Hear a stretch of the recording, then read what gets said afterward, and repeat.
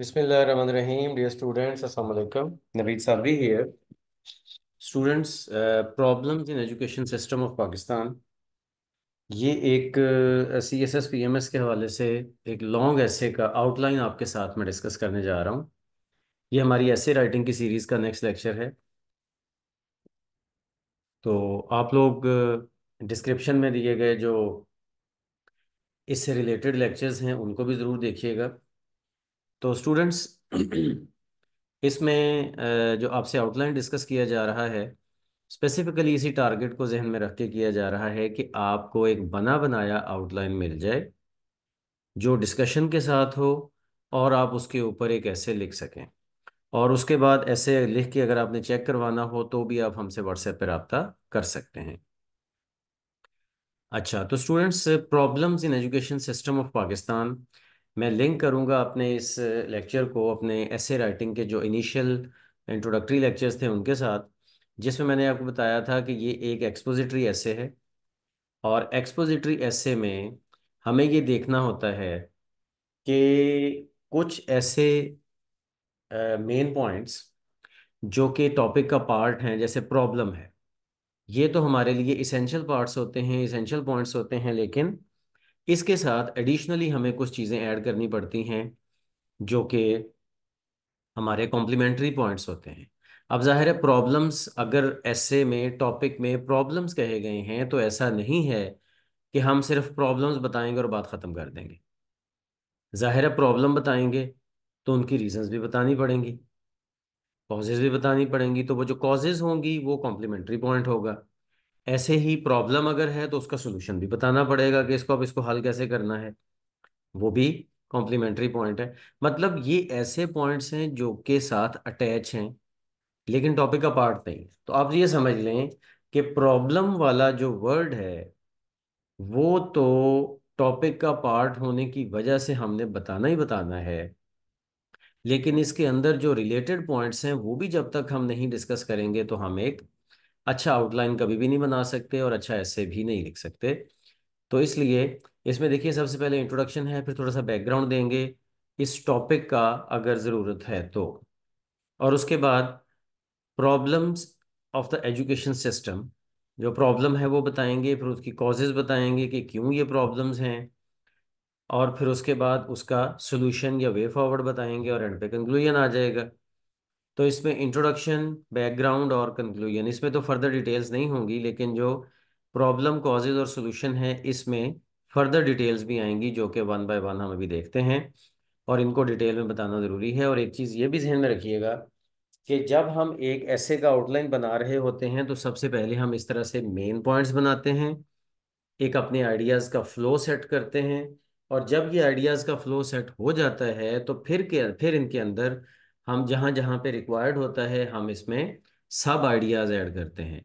और अगर आप ये समझ लें, अगर आप इसके ऊपर एक शॉर्ट ऐसे इसी तरह से 6 पैराग्राफ्स का लिखना चाह रहे हैं ना, तो इन्हीं के ऊपर आप एक एक पैराग्राफ लिख लें, इन्हीं 6 पॉइंट्स के ऊपर, तो आपका एक शॉर्ट ऐसे भी बन जाएगा। ठीक है। तो मतलब शॉर्ट ऐसे और लॉन्ग ऐसे में अगर हम टेक्निकली देखें तो कोई डिफरेंस नहीं है, सिर्फ इतना है कि लॉन्ग ऐसे में हमें रेलेवेंट जगह पे कुछ एडिशनल पॉइंट ऐड करने पड़ते हैं और बस।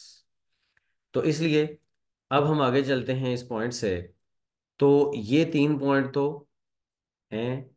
अब इनमें प्रॉब्लम्स में पहला पॉइंट क्या है, प्रॉब्लम्स में, अच्छा, और एक और भी चीज़ ध्यान में रखिएगा कि प्रॉब्लम चूंकि पार्ट ऑफ द टॉपिक है, प्रॉब्लम वाला वर्ड, तो इसलिए हमें ज़्यादा फोकस प्रॉब्लम पे करना है और ज़्यादा पॉइंट्स हमें प्रॉब्लम्स के ऊपर बनाने हैं और ज़्यादा पैराग्राफ्स हमें प्रॉब्लम के ऊपर बनाने हैं। ठीक है। अच्छा, और दूसरी बात मैं यहाँ शुरू में आपको बताना भूल गया कि the major problems in education system of Pakistan, इसमें जो मेन टॉपिक है वो एजुकेशन सिस्टम है, एजुकेशन सिस्टम ऑफ पाकिस्तान।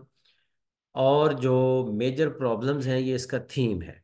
जैसा कि मैं आपको पहले बता चुका हूँ कि हर टॉपिक में एक मेन टॉपिक होता है और एक थीम होता है, और मोस्ट ऑफ द टाइम तो ये दोनों चीज़ें अवेलेबल होती हैं टॉपिक में, लेकिन अगर सिर्फ मेन टॉपिक ही हो, थीम ना हो, तो थीम फिर हम खुद से बनाते हैं। ठीक है। तो बहरहाल प्रॉब्लम्स इसका थीम है। तो पहला प्रॉब्लम है lack of access to education. Pakistan में ऐसे बहुत सारे लोग हैं कि जिनको एजुकेशन तक एक्सेस नहीं है। वो एक्सेस ना होने की रीज़न उनकी फाइनेंशियल रीजंस भी हो सकती हैं, उनकी इस वजह से भी हो सकता है कि वो बहुत दूर दराज के इलाके में हैं और वहाँ पे उनके पास कोई स्कूल कॉलेज अवेलेबल नहीं है, या फिर वो फाइनेंशियली इस काबिल नहीं है कि वो अपने बच्चों को स्कूल भेज सकें और वो अपने बच्चों से मजदूरी करवाते हैं। ठीक है, या फिर उन पे कोई सोशल या कल्चरल इस तरह की रिस्ट्रिक्शंस हैं, जैसा कि कुछ इलाकों में अभी तक भी बच्चियों की जो एजुकेशन है, गर्ल्स की एजुकेशन है, उन पे उनके लिए प्रॉब्लम है।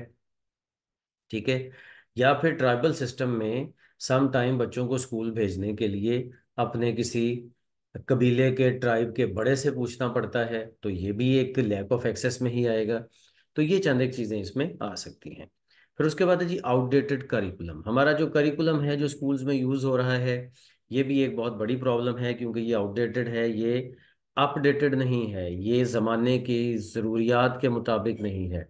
हम अपने बच्चों को जो एजुकेशन दे रहे हैं उसका करिकुलम पुराना है, उसको न्यू होना चाहिए। उसके बाद है जी high ratio of illiteracy in women. Women भी वोमेन की इलिटरेसी यानी कि औरतों का पढ़े लिखे ना होना, ये इसकी एक बहुत बड़ी रेशो हमारी सोसाइटी में मौजूद है, जिसकी वजह से उनको ये पता ही नहीं है कि वो अपने बच्चों की ट्रेनिंग कैसे करें, एजुकेशन कैसे करें। ठीक है, वो एजुकेशन की तरफ उनको लेके आए ना लेके आए बच्चों, क्योंकि जाहिर है माँ ने असल ट्रेनिंग करनी होती है बच्चे की, और माँ अगर पढ़ी लिखी नहीं है तो आगे औलाद जो है वो कोई मतलब हम कंफर्म नहीं कह सकते कि वो कितना उनके अंदर अच्छी ट्रेनिंग होगी या नहीं होगी। और फिर उसके बाद अगर वो माएँ बच्चों को स्कूल भेज भी देती हैं, तो फिर स्कूल को फॉलो करना और स्कूल का जो होमवर्क और इस तरह की चीज़ों को देखना, ये भी एक पढ़ी लिखी माँ का ही काम है। तो इसलिए औरतों की जो लिटरेसी है, इलिटरेसी है, इसकी बहुत ज़्यादा तादाद का होना पाकिस्तान में, ये भी एक हमारा प्रॉब्लम है। और उसके बाद ये lack of technical and vocational training. Technical और वोकेशनल ट्रेनिंग जो यानी कि प्रैक्टिकल किस्म के जो कोर्सेज हैं, वो हमारे सिस्टम का कोई बहुत इफ़ेक्टिवली पार्ट नहीं है। तो जिसकी वजह से बहुत सारे और फर्दर इश्यूज आते हैं, और ये जो अनएम्प्लॉयमेंट का इशू है, और ये जो बच्चे पढ़ के और पढ़ने के बावजूद भी, मास्टर डिग्री यूनिवर्सिटी एजुकेशन लेने के बावजूद भी बेरोजगार और अनएम्प्लॉयड फिर रहे होते हैं, यही एक रीज़न इसकी मेन है। उसके बाद टीचिंग स्टाफ की शॉर्टेज। यस, टीचिंग स्टाफ की जो शॉर्टेज है, ये भी एक हमारा इशू है, क्योंकि हमारे जो पहली बात तो ये है कि टीचर्स पूरे ही नहीं हैं। गवर्नमेंट के पास उस तरह से बजट नहीं है कि गवर्नमेंट गवर्नमेंट स्कूल्स में और कॉलेजेस में टीचर पूरे कर सके। फिर दूसरी तरफ प्राइवेट स्कूल्स को सुपरवाइज करने के लिए, प्राइवेट स्कूल्स को एक up to the mark standard पे लाने के लिए भी गवर्नमेंट के पास बजट नहीं है, जिसकी वजह से ना टीचर्स पूरे होते हैं ना टीचर्स का स्टैंडर्ड पूरा होता है। ये भी एक प्रॉब्लम है। फिर over crowded classrooms. Yes, classrooms हमारे बहुत ओवर क्राउडेड हैं, क्योंकि ज़ाहिर है टीचर्स की अगर कमी है, तो टीचर्स की कमी को इसी तरह से पूरा किया जा सकता है कि 70-70 80-80 बच्चों की क्लास बनाई जाए, बल्कि इससे भी ज़्यादा इन सम केसेस। तो वहाँ पे क्या पढ़ाई होगी और क्या टीचर अटेंशन देगा और क्या टीचर पढ़ाएगा? वो तो सिर्फ एक मतलब टीचर जो है वो अपना एक तरह कह लें ड्यूटी पूरी कर सकता है, लेकिन ऐसा नहीं है कि वो इन द रियल सेंस पढ़ाने के काबिल होगा। ओवर क्राउडेड क्लासरूम्स, बहुत सारी एग्जांपल्स आपको मिल जाएंगी जब आप थोड़ा सा इस पे फर्दर सर्च करेंगे तो। फिर उसके बाद एक और प्रॉब्लम है जी insufficient teacher training. Yes, teacher training बहुत अच्छी नहीं है। देखें, टीचर ने जो कभी अपने स्टूडेंट लाइफ में पढ़ा था, ज़रूरी नहीं है कि वो उसकी पूरी टीचिंग लाइफ में वो रेलेवेंट रहे। इसलिए टीचर को फ्रीक्वेंटली टीचर ट्रेनिंग्स की ज़रूरत होती है, और ये गवर्नमेंट की जिम्मेदारी होती है कि वो गवर्नमेंट टीचर ट्रेनिंग प्रोवाइड करे लोगों को। तो इस तरह से ये जो टीचर ट्रेनिंग प्रॉपर नहीं है, ये एक इनसफिशिएंट टीचर ट्रेनिंग एक बहुत बड़ा प्रॉब्लम। फिर उसके बाद जी stagnant examination system. Examination system हमारा अप टू द मार्क नहीं है। जिस तरह से करिकुलम पुराना है, इस तरह से एग्जामिनेशन सिस्टम भी पुराना है। दुनिया अब एनुअल सिस्टम से हट के डिफरेंट और चीज़ों की तरफ जा रही है। लेकिन हमारा एग्जामिनेशन सिस्टम उसी तरह का है कि वो क्रैमिंग को प्रमोट करता है, वो रट्टे को प्रमोट करता है, उसमें मार्क्स की इम्पोर्टेंस है, उसमें ग्रेड्स की इम्पोर्टेंस है, उसमें किसी भी स्टूडेंट की क्वालिटी ऑफ नॉलेज को चेक नहीं किया जाता, बल्कि सिर्फ उसकी याद करने की एबिलिटी को चेक किया जाता है।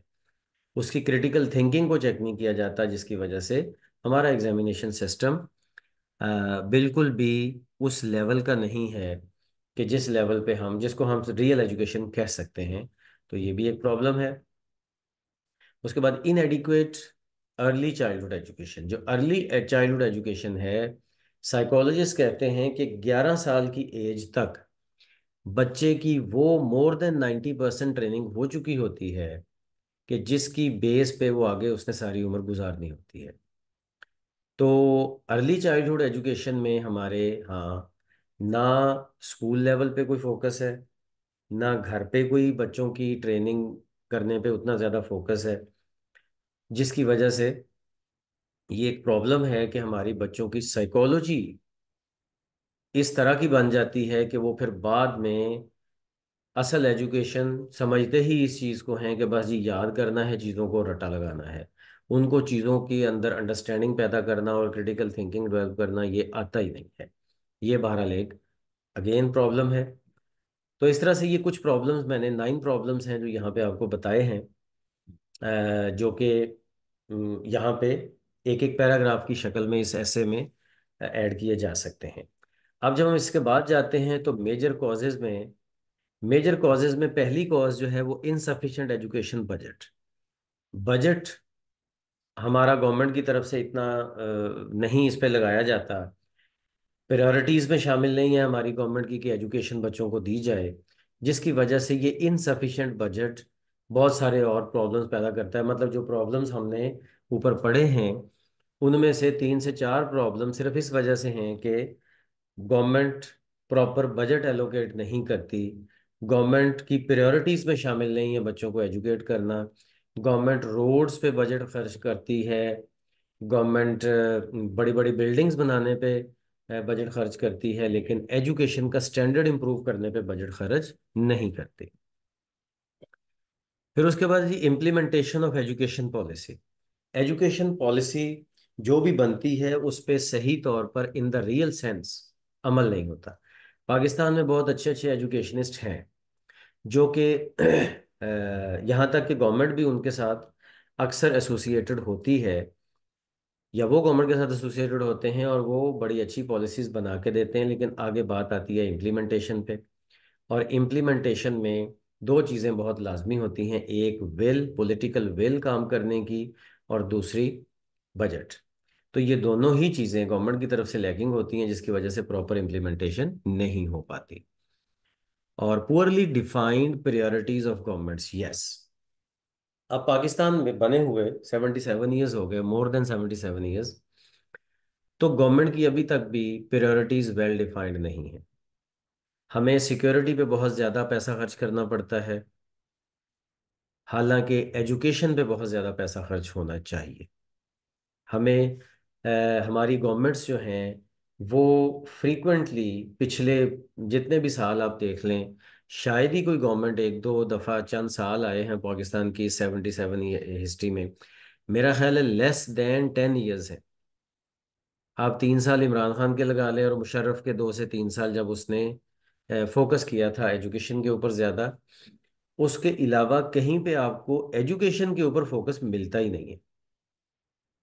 तो प्रायोरिटीज़ गवर्नमेंट की सही तरह से डिफाइन ही नहीं है और एजुकेशन उनकी प्रायोरिटीज़ में शामिल ही नहीं रहा गवर्नमेंट्स पे। तो इसलिए किस तरह से ये अच्छा एजुकेशन सिस्टम हो सकता है, तो ये भी एक बहुत बड़ी रीज़न है इसकी। 3 बड़े प्रॉब्लम रीजंस हैं यहाँ पे, और रीजंस भी आप ऐड कर सकते हैं, लेकिन ये 3 हैं जो मेन है। अच्छा, उसके बाद फिर आगे हम आते हैं कि अब करना क्या चाहिए, सोल्यूशन क्या है इस सारी बात का। तो सोल्यूशन इसका जी सबसे पहली बात ये है कि बजट एलोकेशन होनी चाहिए प्रॉपर, ठीक है। और पाकिस्तान में जो बजट है उसको Aahista Aahista step by step अच्छा होना चाहिए। फिर उसके बाद है क्वालिटी एश्योरेंस मैकेनिज्म बनना चाहिए। क्वालिटी, किस तरह से एजुकेशन की क्वालिटी को इम्प्रूव किया जाए वो होना चाहिए, और प्लस उसके ऊपर चेक एंड बैलेंस होना चाहिए। और फिर करिकुलम रिफॉर्म्स फ्रीक्वेंट लेवल पे होनी चाहिए, और हर 2 से 4 साल के अंदर करिकुलम को रिविजिट करना चाहिए, और जो चीज़ें नई रिक्वायर्ड हैं, क्योंकि ज़माना बहुत तेज़ी से चेंज हो रहा है, तो करिकुलम भी हमारा उसी तेज़ी से चेंज होना चाहिए। और उसके बाद है जी reforms in examination system. Yes, examination system को ठीक करना बहुत ज़रूरी है, क्योंकि जस्ट एक एग्जामिनेशन सिस्टम ठीक हो जाए तो बहुत सारी और चीज़ें उसके साथ ऑटोमेटिकली ठीक हो जाती हैं, या मजबूरन लोगों को ठीक करनी पड़ती हैं। अगर एग्जामिनेशन ही रट्टा और क्रैमिंग के ऊपर बेस करेगा तो फिर टीचर्स भी रट्टा ही लगाने पे मजबूर होंगे, और वो टीचर जो वाकई स्टूडेंट को पढ़ाना चाहते हैं और क्वालिटी एजुकेशन देना चाहते हैं, वो भी इस चीज़ पे मजबूर हो जाते हैं कि वो स्टूडेंट को रट्टा ही लगवाएं और चीज़ें याद ही करवाएं। तो वो मजबूरी उनकी फिर एंड तक चलती है, और बच्चों का ज़ाहिर है नुकसान होता है उससे। तो इसलिए एजुकेशन एग्जामिनेशन सिस्टम में रिफॉर्म्स आनी चाहिए। उसके बाद है जी investment in infrastructure. Yes, infrastructure जो एजुकेशन का है ना, जिसमें बिल्डिंग्स हैं, स्कूल की बिल्डिंग्स हैं, स्कूल के और फैसिलिटीज़ हैं, जो उनके ऊपर इम्प्रूवमेंट आनी चाहिए। और फिर उसके बाद है जी promotion of inclusive education. Inclusive education का मतलब ये है कि हमारे जो ऐसे निगलेक्टेड सेक्टर्स हैं सोसाइटी के, ऐसे ऐसे सेक्टर्स ऑफ सोसाइटी के जो निगलेक्टेड हैं, जैसा कि ट्रांसजेंडर्स हैं, जैसा कि गर्ल्स हैं, जैसा कि रिमोट एरियाज़ के लोग हैं, ये सब लोगों को एजुकेशन मिलनी चाहिए, और सब के लिए एजुकेशन होनी चाहिए। यानी कि एजुकेशन फॉर ऑल अवेलेबल होनी चाहिए। उसके बाद पब्लिक अवेयरनेस कैंपेन्स चलनी चाहिए, लोगों को पता चलना चाहिए। ये काम गवर्नमेंट का है बेसिकली, लेकिन साथ एनजीओज भी ये काम कर सकती हैं कि लोगों को अवेयरनेस दें कि अगर आप पढ़े लिखे नहीं हैं तो आप अपनी औलाद को ज़रूर पढ़ा लिखा बनाएं, ताकि उनका फ्यूचर बेहतर हो जाए। तो उसके बाद फिर एंड पे कंक्लूजन है, और इसके बाद ये है एक कंप्लीट आउटलाइन जिसकी बेस पे आप एक बहुत अच्छा मोर देन 2000 वर्ड्स का ऐसे लिख सकते हैं। और स्टूडेंट्स, इस ऐसे को के मज़ीद डिटेल फैक्ट्स एंड फिगर्स के लिए आप हमसे रब्ता कर सकते हैं, और ये ऐसे लिख के दिखाना हो तो भी आप इन नंबर्स पे हमें व्हाट्सएप कर सकते हैं, ताकि आप इस ऐसे हमें लिख के भेज सकें, और हम इसको चेक कर सकें। Thank you. अल्लाह हाफिज़।